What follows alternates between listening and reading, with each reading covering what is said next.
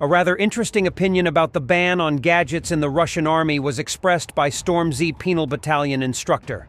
According to him, first of all, this is a cynical calculation to reduce the number of videos that discredit the Russian army, as well as a way to replenish penal battalions against the backdrop of a declining level of recruitment of new soldiers.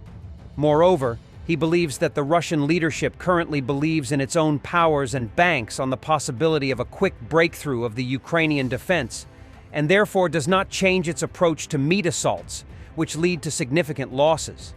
Nevertheless, the instructor does not completely agree with the opinion of his leadership. Usually, I am not inclined to fall into conspiracy theories, but the approval by the State Duma Committee on Defensive Bill with the same clause regarding disciplinary liability for the use of gadgets does lead to some thoughts. On the one hand, this initiative actually looks like an imitation of vigorous activity by characters completely out of touch with the ground, for whom not only is there no war on the territory of the former Ukrainian SSR, but also no possible clash with NATO forces in a combined arms battle with conventional means of destruction, which we can't simply take on with such approaches. It exists only in feverish propaganda delirium, in which one cannot be held accountable for menacingly pronounced spells. On the other hand, behind this amazing initiative, one can discern a completely sober and cynical calculation for the purposeful reduction of the flow of discrediting video recordings and appeals from military personnel, individual and collective, regarding the outrages occurring in certain parts of our active army in a rather banal way. Because the eradication of outrages is not only hard work, but also walking on thin ice of non-illusory risks of disturbing corporate interests, it is indescribably easier to open a witch hunt for gadget owners. Plus, detaining of violators of this article opens up the option for situational replenishment of penal assault companies. I believe that for everyone who is aware of certain ways of filling assault companies with very variable personnel, it is quite obvious that the absence of a direct description of this maneuver does not in any way negate the possibility of its implementation in practice. And here, a conspiracy theological, but this is not certain, question arises. Why now? I would venture to suggest that now, in view of the very unfavorable state of affairs in the enemy army, including a significant decline in the quality of personnel, with a tendency towards further degradation, there is hope to achieve a turning point in the foreseeable future without any further difficult decisions, including a new mass mobilization, which can, quite frankly, shake our fabulous stability. Meanwhile, the extremely inertial army machine is still focused not on improving the quality of combat work and combat training, but on the notorious meat grinder within the framework of the flawed inflicting 1,000 cuts strategy, which in its current execution entails heavy excessive losses of infantry units. At the same time, the actually enslaved personnel of the active army are working towards steadily progressing physical and moral wear and tear, and the influx of volunteers for open-ended contracts with dim prospects has a clear tendency to decrease. But the ghost of the enemy's collapse looms on the horizon and beckons amazing commanders. We must press. They are putting pressure. And if suddenly it is the Ukrainian army that begins to crumble first, then what did Vovka say in the faraway kingdom? And so it will do. After all, winners are not judged by logic. But do we have guarantees that with the conservation of the current state of affairs in our active army, the armed forces of Ukraine will be the first to fall? And here's a funny post from a Russian blogger who constantly calls for the destruction of Ukraine. He lists the qualitative benefits of SMO for Russian citizens. According to him, the war should provide Russians with good housing, a car, no debts, and fair wages. Disregarding explaining why 500,000 Russian citizens needed to die for this, the blogger gives a whole list of what was not achieved.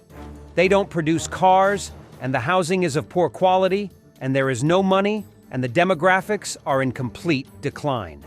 And in the end, he asks whether war should not have a positive impact on the well-being of those actually fighting. What are we fighting for? A look through the prism of the Russian future. Vladimir Putin has repeatedly stated that the SMO in Ukraine is, on the one hand, the defense of Russia, but on the other, a change in the world order, building a fairer multipolar world without a Western hegemon. Everything is clear with this. We are protecting our identity plus, fighting for Russia's competitive advantages in the world. What are the benefits of SMO for a Russian citizen? Fundamental benefits that our compatriots need. The opportunity to have quality housing, the opportunity to have a decent car, the opportunity to live in a safe, predictable society, the opportunity to save money, not debts, the right to buy goods and sell your labor at a fair price. These are completely everyday goals of the SMO, which will be clear to every resident of the country. Now let's go through the current situation with benefits. There is a lot of housing in the country. Its quality is questionable. Its area is insufficient, and the price is extremely high. Mortgage overpayments can reach 3 to 4 times the cost of the apartment. Russia hardly produces its own cars, and Chinese ones are sold in Russia at more than 2 times more expensive than in China. The overpayment for buying them on credit reaches another price of the car. Due to 15 million legal and illegal migrants, life in many regions of the country is like a lottery. Any domestic conflict or bad route can result in injury, rape, or death. The newcomers are aggressively encroaching on the cultural identity of the Russian people, guaranteed to us by the country's constitution. High inflation in prices for goods and services and low wages drive people into credit slavery, preventing them from breaking into the upper strata of society, even with an increase in family income. Banks are reporting record profits. Society is plunging into debt and arrears. Due to the high cost and lack of long-term money, manufacturing industries are developing very sluggishly in Russia. Prices for imported goods subject to dozens of duties are usually 2 to 4 times higher than their real value on global markets. They can only buy goods at inflated prices, and most often sell their labor at prices that are too low for Europe. As a result, we have a situation in which the main beneficiaries in Russia are banks, exporters, ethnic organized crime groups, and the costs are shifted to everyone else. Access to quality infrastructure, education, and career advancement is limited. A family with children is promoted as a goal of the state, but in reality it only incurs enormous costs for spouses. Demographics are corrected only due to the new Russians, who have fundamentally different civilizational goals and consumer culture. A fair question arises to which there is no clear answer yet. Russia's struggle for the right to live in its own system of values and a fair world order should somehow be reflected in the well-being and comfort of the majority of people or not. Thanks for watching, and don't forget to subscribe. Also, if you want to support Warthog Defense, please become our member and get early access to new videos, exclusive members-only videos, and become administrator in comment section. The membership link is in the description. Every day. We had a guy last week, it's 6 rescues in 6 days. You know, he's doing the job every day.